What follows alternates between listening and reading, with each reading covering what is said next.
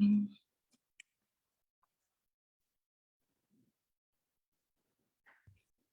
hello, hello. Professor Pinkard, can you hear me?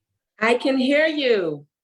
Awesome, awesome, and amazing. Listen, first of all, let me welcome everybody tonight to this month's extremely powerful and engaging edition. This is our second one this month. I had to get her in this month because, we're getting into that for a little bit of poetry a little while later. But welcome everyone out there.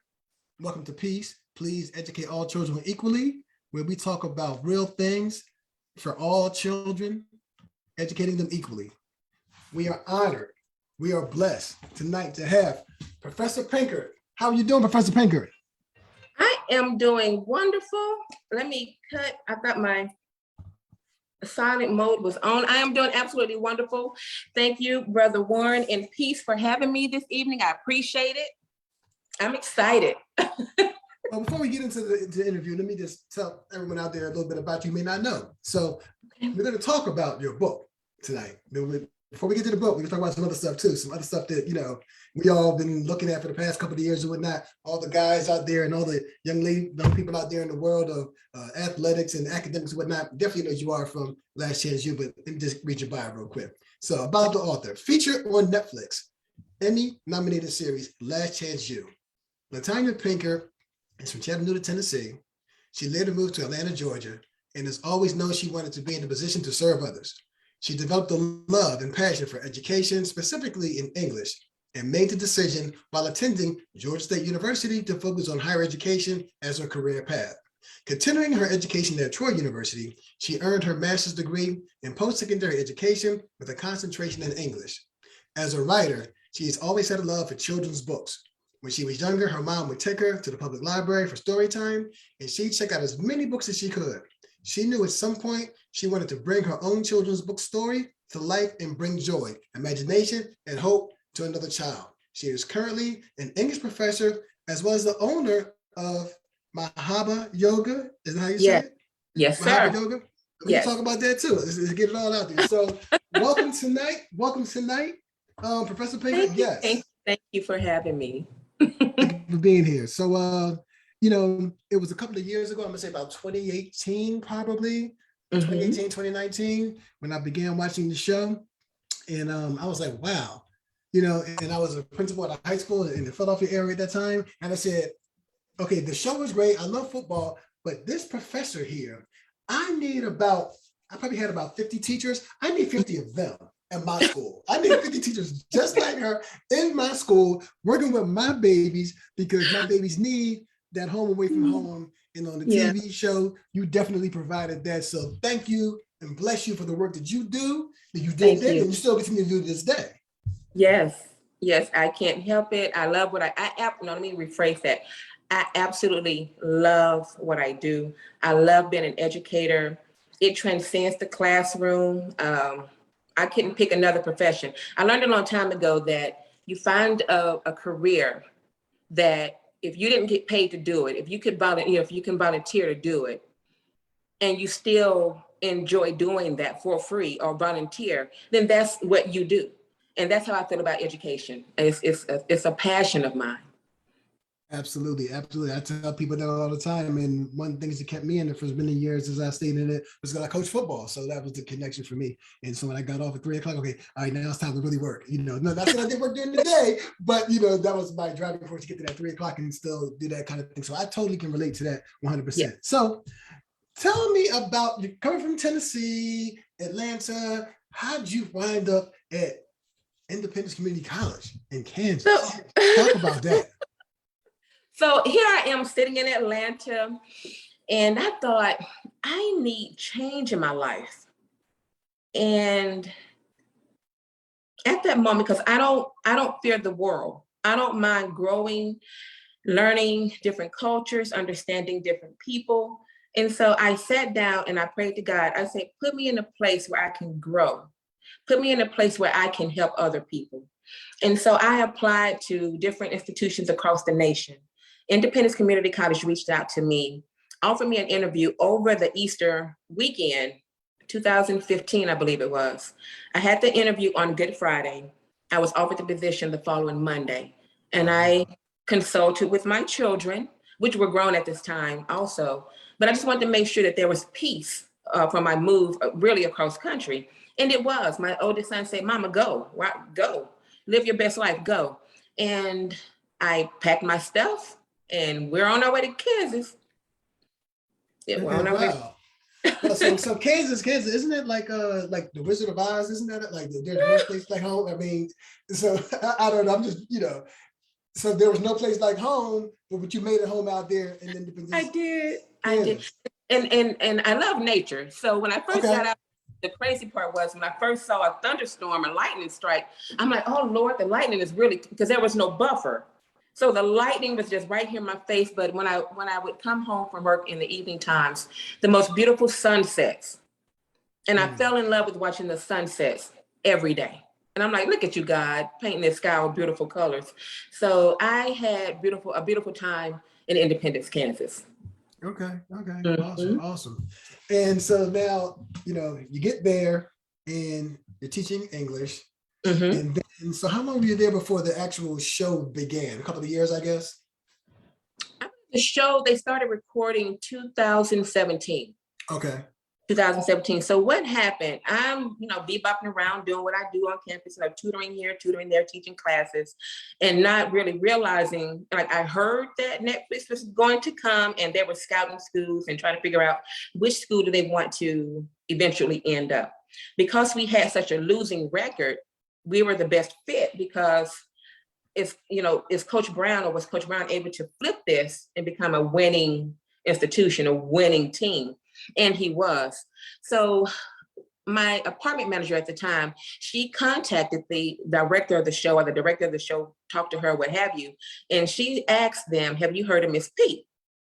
Because again, I'm coming from Atlanta. I'm sticking out like a sore thumb because of my various hairstyles. Right. And she asked me if they've heard of Miss P. They haven't. So when they get on campus, they're looking for Miss P. Who is this Miss P? They're asking players, who is this Miss P? And next thing I know, I had one of the directors of the show. He came to my office and asked, would you mind if we follow you the rest of the semester? Being the introvert that I was, I'm like, oh God, okay, do I want to do this? Do I want to put myself out here to the entire world? I prayed about it and I said, why not? Maybe I can help somebody, who knows? So I said, okay.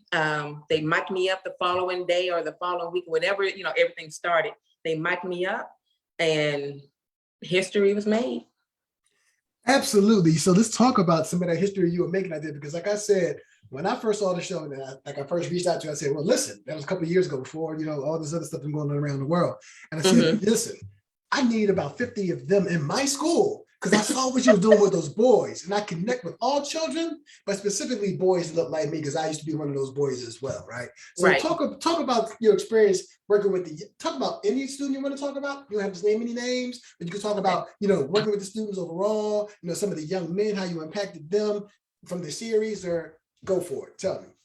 Well, I will say, first of all, when I got to campus, before Coach Brown came, I would say it was an awakening, because again, I'm coming from Atlanta. I'm coming from teaching in inner city schools, going to Kansas. So it was a different demographic. Right. When Coach Brown came, I will say he is an absolute wonderful recruiter. He's an absolute wonderful recruiter. I met some great young men. Hands down, I met some great people. I didn't look at their background. I didn't care about their background. I looked at this individual in front of me in my classroom, and how can I help this person in front of me? If they want to share their background with me, that's fine. If not, I'm still looking at this person in front of me. How can I make this person better by week 16 from week 1? And that has been my objective. I could just go on and on about how great they are in call names, but I can't call names due to privacy issues. Absolutely. But it was just a rewarding experience for both of us. I was able to tutor in the evening times after practice or during study hall to help some students with different classes. So it was a real honor. I can't say that I had favorite students, but more students that I bonded with more than others because they were in my class a few times and I understood the struggle that they had coming into the classroom, and then to watch their growth. For example, I'll say Bobby Bruce on the show, when he was in the classroom and didn't care for writing or this, that, or whatever else. And I had no idea they were really following him as he was doing an assignment. So when I finally watched the show and he wrote this paper and did well on it, I was like, oh my goodness, he's grown in his writing, and I was just a proud teacher in that moment. So I would say a lot of them, they created beautiful moments for me in this thankless job where I could see their growth. Yeah, yeah. And I'm like, this is good. This is good. It's definitely a thankless job. I mean, somebody yesterday talked to me, for example, and asked me, was I like in the military and this and all that? I was applying for something. And I said, no. I said, I'm an educator. And, he was like, oh, well, thank you for your service, because they should pay you guys combat pay just like they do police officers and everybody. Like everybody out there is an educator, we're talking to you. Yes. Because if there's educators, there aren't any doctors or lawyers, because they have to start somewhere, right? They come from us. They come past us first. We create those professions. Absolutely. They have to come through us first. Absolutely. All day, every day. Yes. Any words of wisdom that you have for other young men or women, right, that are possibly going to go the JUCO route, like things that you see? Any words of wisdom? I will say, be accountable, be responsible. Do your work. You can do it. Don't try, do it. The difference between someone who tries and someone who does is achievement, is success. You can try all day long, but the person that wins is the one that does it, that put forth the work and accomplish his or her goal. Do not be afraid of success. No matter where you come from, you can do it. You are smart. You are successful. You are a great person. You truly are. And you just need to understand who you are and know that you are a success. And what I've written down, you want to be successful in school, to decide to be successful and do everything you need to do to achieve your success. Ask your teacher for help. Go to the tutoring center. Find your tribe. Find like-minded people who can help you. For example, if I'm struggling in math, I can't go find someone who's great in English just as I am, who may be weaker in math also. I need to go to someone who's making A's in math. I need to find that person. I need to find that teacher. So put forth the effort to do the work. Laziness does not get you anywhere. Yeah. Do the work, own it, be successful, because you can be successful. I did a speaking engagement and the title was, I am a successful student.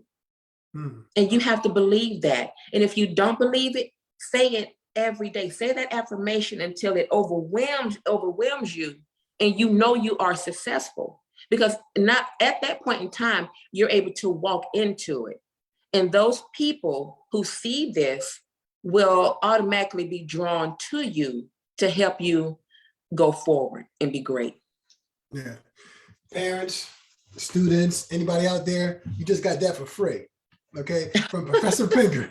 So take that information. You just got that for free. That was jewels. That was bars right there, right? As the kids would say, those were bars right there. Lock that in. And we're gonna talk about some bars in a minute, because it is poetry month also, but we'll get to that in a little while.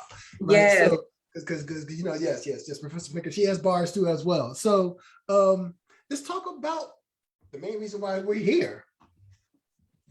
Nate and his magic line. Thank you for my copy. Thank you for my signed copy. Thank you. So let's talk about, listen, I read it. I was like, oh, I wish I was like, a little younger, but definitely. And I've got the other copy and gave it to my fraternity brother and his daughter and his son, and they read it and everything. I sent a picture to you so you can see them reading it, and definitely try and promote that. So talk about the book, talk about the inspiration, background. Let's just go in. Okay, so I would say my inspiration came from, I have to just give tribute to my ancestors. You know, when they were not able to go to the library, not able to read, I still pull from that in what I do. And I want to, like I say, make them proud. I want to honor what they've gone through so that I'm able to do what I'm doing. Right. The book came from that energy. During the pandemic, I thought, I have a story to tell. Let me write. I could do young adult novels. I could do adult novels. I could do whatever I want to write, but I decided on children's book because I want to be part of that reading development at an early age. I want you to have a fun time reading a book, beautiful pictures that will inspire you to continue to read as a young adult, as an adult, and so on and so forth. So I chose a children's book. It's beautiful. It taps into your imagination and really create the world you desire through your imagination. From there, I thought, okay, who are my characters in this book? My sons. Why not? So Nate is my actual son who was afraid of the dark. And Okay. Mike is my son, who is just not afraid of the dark. It's funny because they're polar opposites when it comes to certain things. So they are my characters in the book, and my parents are the parents in the book. So I made it special in that way to include my family. Okay. Mhm. Awesome. So target audience, who's it targeted towards? I mean, I know what it looks like, but and I love Right. the colors. Love the colors. Love the Thank purple you. and the gold and everything I here, and know. the blue jeans and the gray. Yeah, it's awesome. It's awesome. The artwork is amazing. Also, amazing Thank artwork. you. Yeah, Get Your Books Illustrated. Sergio, he's an excellent illustrator. I'm so thankful that he was able to pull what I had in my head out and put it on paper. Oh my gosh, it was a beautiful process. The target audience is 3 to 8 years old, and that's it. Ages 3 to 8, but anybody can enjoy the book because it deals with fear. Absolutely. It deals with overcoming fear. So with that, a lot of people are fearful in general, afraid to do this or afraid to do that, afraid to go here, fearful to do that. And it deals with how to overcome fear. Sometimes you can't do it by yourself. You may need someone to help you, as I've put in the book, someone helped Nate to overcome fear, to let him understand that this is an illusion of your mind. Overcome this fear. You're fighting yourself. For example, if I had to stop watching scary movies. Okay. Because I would have nightmares. And I'm running. I'm like, why am I doing this to myself in my dreams? I'm fearful in my dreams.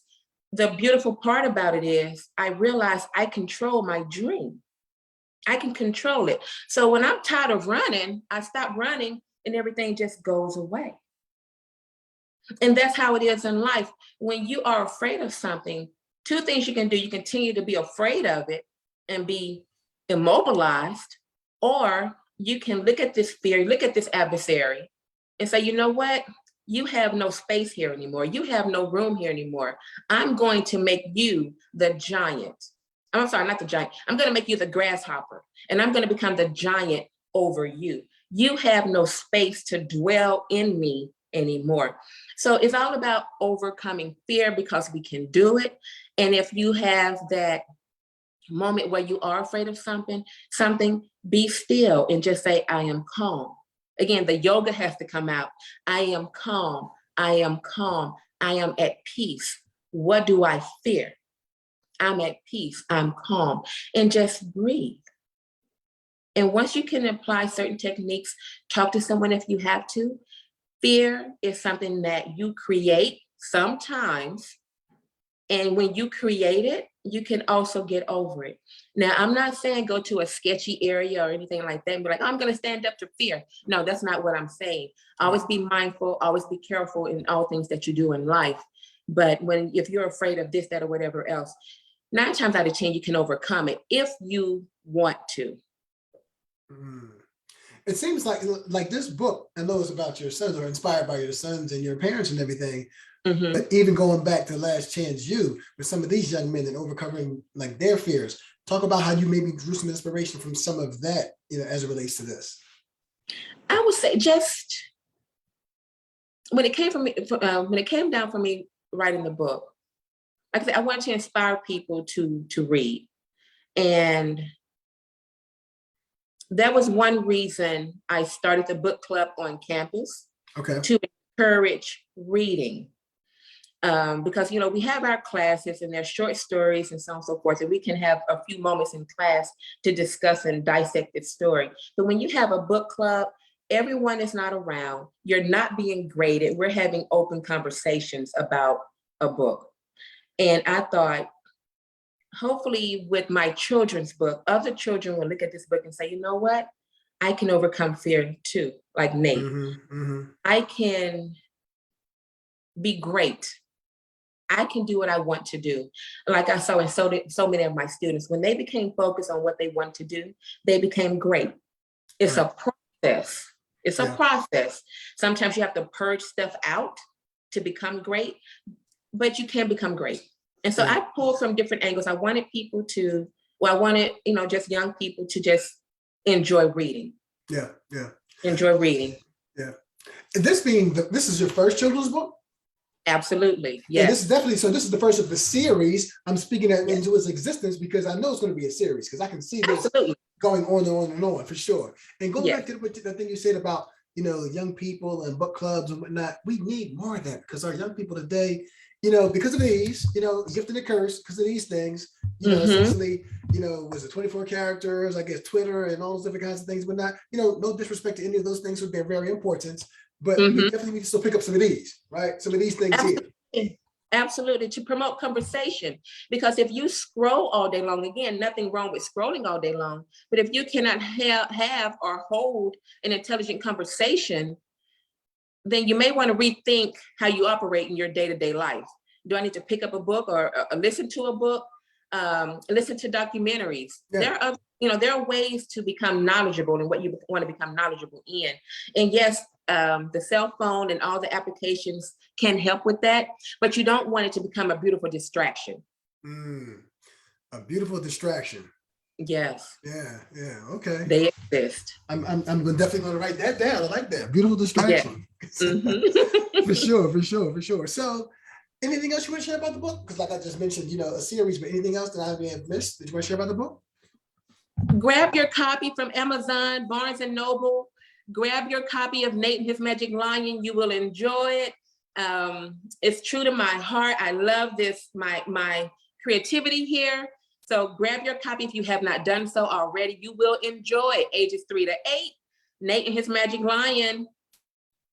I tell you what, 50-something-year-old men enjoy it too as well. I enjoyed it. I reflected, I was kind of scared of the dark a little bit too as a kid growing up, right? So I could relate to that.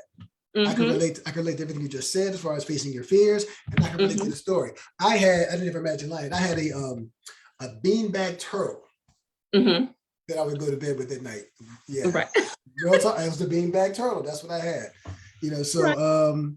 Any other announcements? So you got your yoga going on, talk about yoga. Yoga going on. So yeah, Mahaba means love.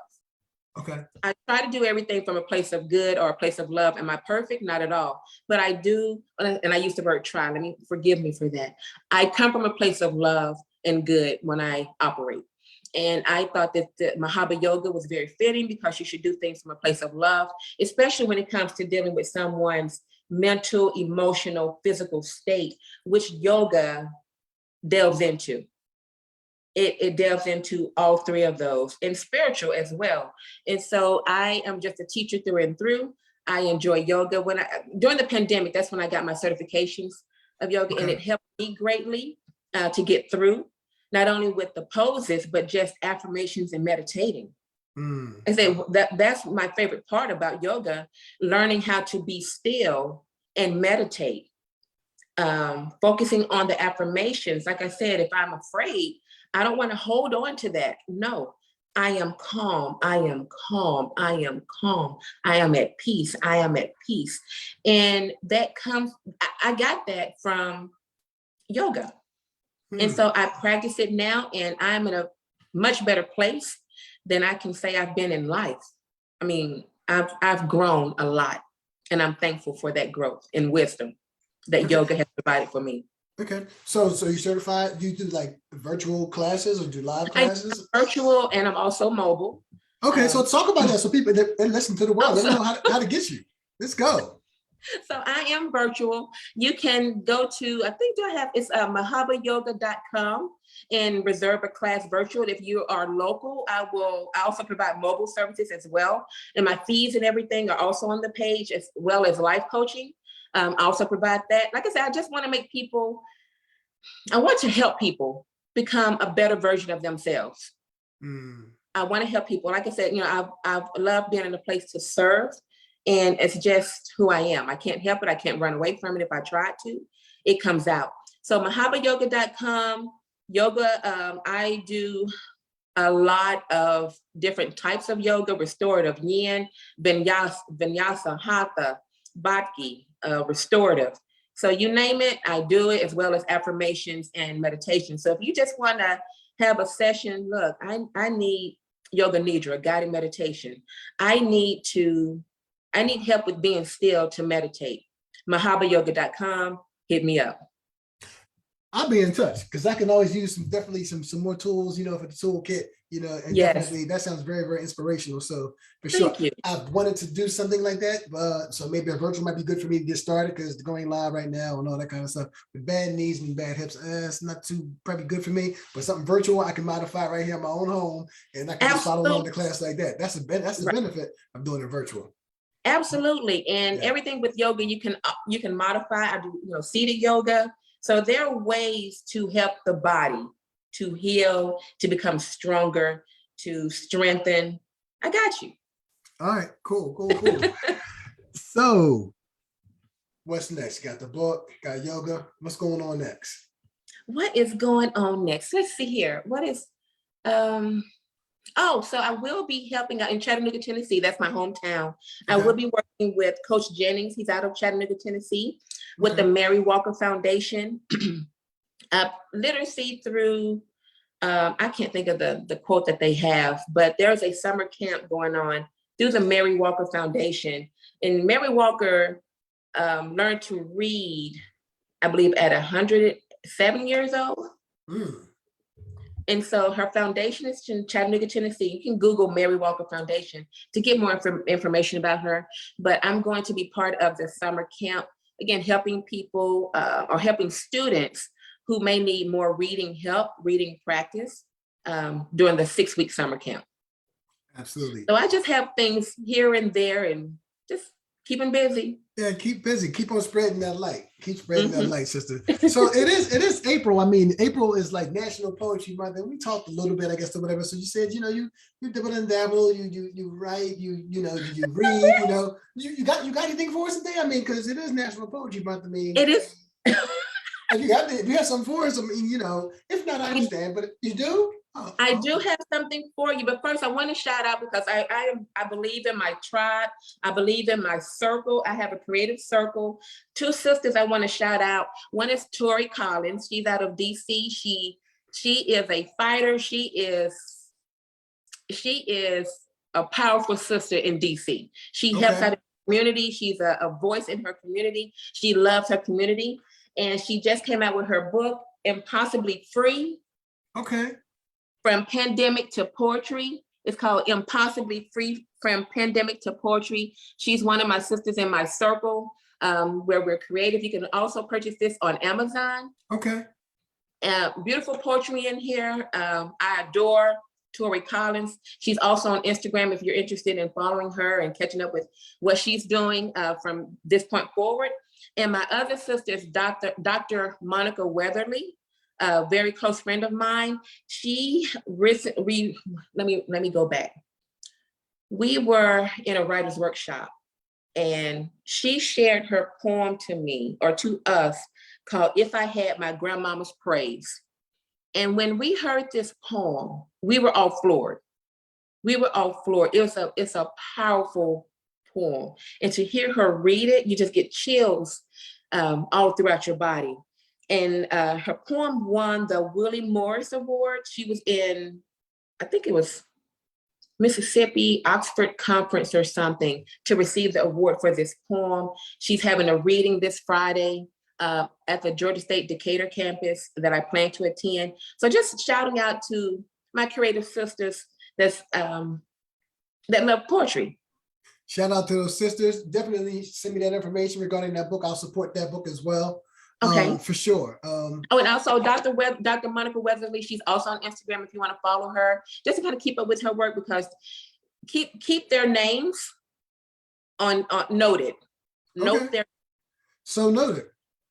So noted, Professor Pinkard. Yes, absolutely. I shall. Okay, so my piece of poem I worked on today. Okay. And I dabble in poetry. I write poems, but I would say I dibble and dabble with it. And here we go. Do I have I don't even have a name for this poem yet, so we can come up with a name afterwards. Those are the best ones. Let's go. Right? I know. Trying to decide if to ride or die, then create the voice that says, this not too much. I'm gonna ride this low and feel I can't grow. So I remove myself from the ways of the better decision and prepare for my own collision.